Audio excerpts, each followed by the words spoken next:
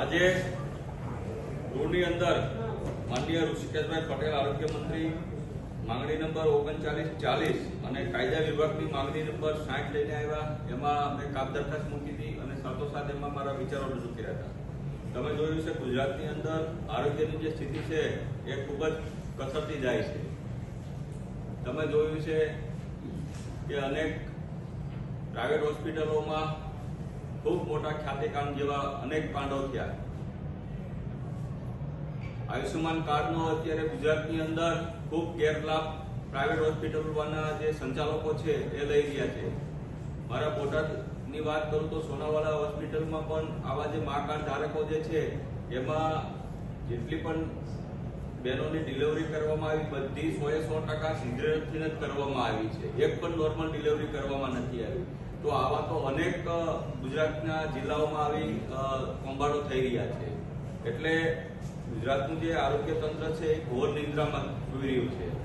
ત્યારે તમે જોયું છે કે ગુજરાતની અંદર મોટા ભાગના જે પીએચસી સેન્ટરો હોય, સીએચસી સેન્ટરો હોય કે સિવિલ હોસ્પિટલો હોય એમાં ડોક્ટરોની ખૂબ ઘટ છે. જે આરોગ્યના કર્મચારીઓ જે છે એ ગાંધીનગરમાં સતત 9 દિવસથી હડતાલ ઉપર ઉતરી ગયા છે. એટલે કે ગુજરાતનું આરોગ્ય તંત્ર સાવ નિષ્ફળ નીવડ્યું હોય એવું લાગી રહ્યું છે.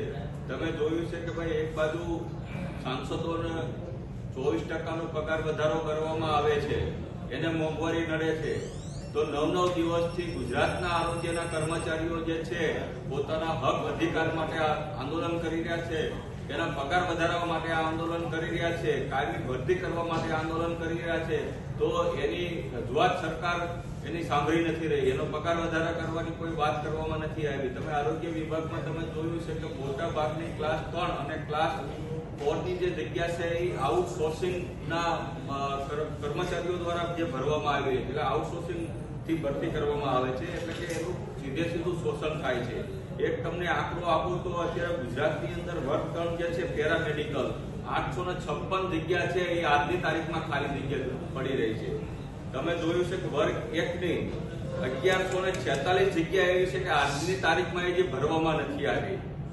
વર્ગ 2 ની વાત કરું તો 1921 જગ્યા જે છે આજની તારીખમાં ગુજરાતમાં આરોગ્ય વિભાગમાં હજી સુધી ભરવામાં આવી નથી. 1920 જે જગ્યા છે નર્સિંગની, એ નર્સિંગની પણ જગ્યા આજની તારીખમાં હજી ભરવામાં આવી નથી. એટલે કે ગુજરાતમાં જે આરોગ્યની જે સ્થિતિ છે ખૂબ કથળતી જાય છે.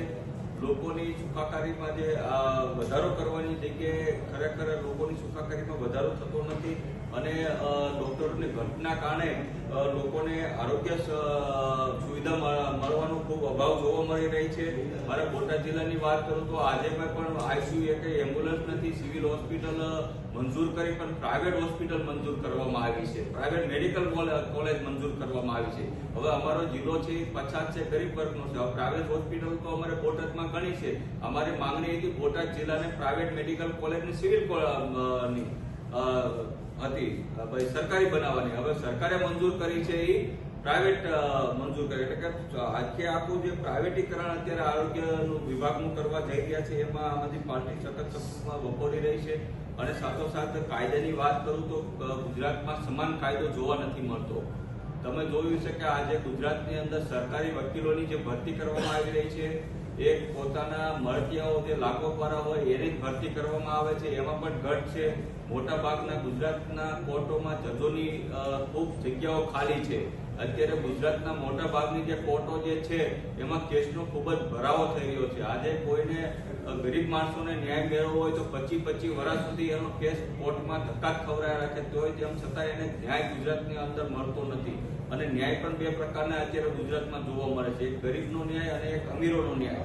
તમે જોયું છે કે ભાઈ જ્યારે મોરબીની દુર્ઘટના બની હતી ત્યારે એના જે માલિક છે એની ધરપકડ કરવામાં આવી હતી, પણ માત્ર ને માત્ર 60 દિવસની અંદર આજે બહાર કરી રહ્યા છે.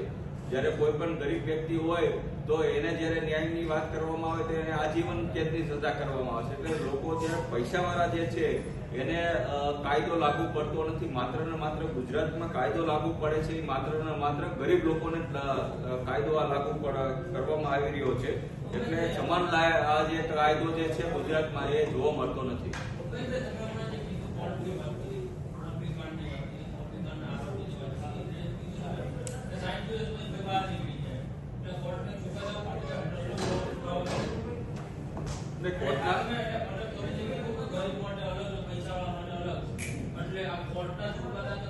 કામગીરી પર સવાલ ઉઠાવો. અને ક્યાંક ને ક્યાંક જે આપણા સરકારી પીપીઓ હોય, આ જે આખો જે કેસ લડતો હોય સરકાર તરફથી, એ આપણે સરકાર દ્વારા જે નિમાયેલા વકીલો હોય, પીપી જેને સ્પેશિયલ પીપી કહેવામાં આવે છે, એના ક્યાંક ને ક્યાંક પોતાના ઓછું નોલેજના કારણે અથવા તો પોતાને ક્યાંક આરોગ્ય સાથે સાંઠગાંઠના કારણે આવા આરોગ્યો છૂટતા હોય છે. એટલે ચોક્કસપણે ગુજરાતની અંદર મેં તમને કીધું એમ કે ન્યાયનો જે કાયદો સમાન હોવો જોઈએ, કે ગુજરાતમાં ક્યાંય જોવા નથી મળતો. પૈસાવાળા માટે અલગ કાયદો હોય છે, ગરીબો માટે અલગ કાયદો હોય છે.